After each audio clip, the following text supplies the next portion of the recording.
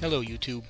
I've been playing this game, Zelda Breath of the Wild, and it's pretty great, and I can say that I've always been a guy who's played a lot of RPGs for my entire life. In fact, I remember when I was a kid, we had a Nintendo, a regular Nintendo, and my mom, she bought us this game called Crystallis, and she gave it to me and my brother, and we started to try to play it, and we couldn't figure it out, and it was just different than all the other games we'd ever played. And I remember there was a character in the game that said that he would grant us access to the next part of the game, but he would love to do it, but he couldn't see anything because he didn't have his glasses. He'd lost them. And we just thought, okay, well, what the heck does that have to do with us? Like, how do we solve this problem here? And we told our mom about it, and she came and she sat down and started playing it with us, and she found another character who had found a pair of glasses laying somewhere. So we went and got the glasses and returned them to the person. We gave the man the glasses, and he opened up the next part of the game. It blew my mind. It just opened up something in my head that was just understood. Oh wow! So this is a new, different kind of game than I've ever played before.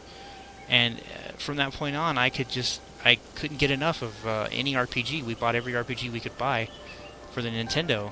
And when the Super Nintendo came out, we bought every RPG we could buy for that game, or for that game system. And games like like Secret of Mana, Secret of Evermore.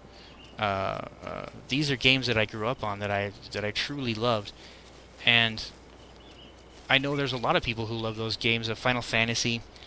And I remember I was a Nintendo guy until the N64 came out, and I remember I saved up all my money, and I was so excited to go get this new system. And at least right when the N64 first dropped, let me tell you what a disappointment it was. The only RPG that was available for the system was this thing called the Quest 64, and it was terrible. It was like one of the worst RPGs I've ever played in my entire life. It was basically run from here, run to there, fight an enemy that's the same enemy. So I was extremely disappointed there.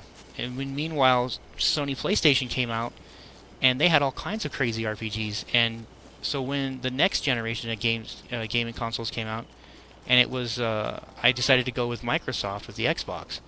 And it didn't happen right at first, but eventually some of the most epic RPGs ever came out on the Xbox, and especially in the Xbox 360, because we had games like Mass Effect, the Knights of the Old Republic.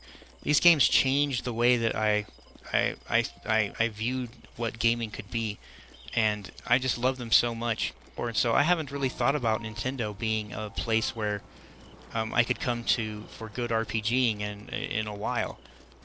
When the Switch came out, and I picked up Breath of the Wild and started playing, it was a breath of fresh air. It was a breath of the wild fresh air, because it's such a great game. It's huge, it's complex, but it doesn't try to take you and take you by the hand and show you every aspect of the game.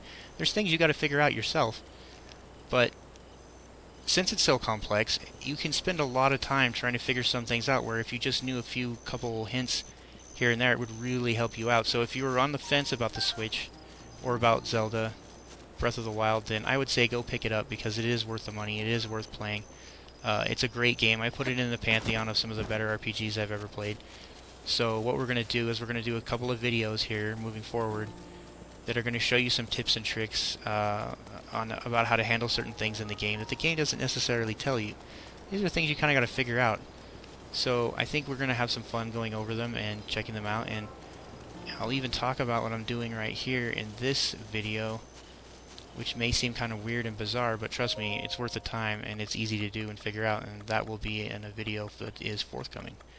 So if you want to leave in the comments maybe your thoughts about RPGs, evolution of RPGs, which systems were the best ones for playing RPGs, and where the best RPGs can be found now, please leave a comment in the section below so we can talk about it and discuss. And thank you for watching, and I'll see you guys in the next video.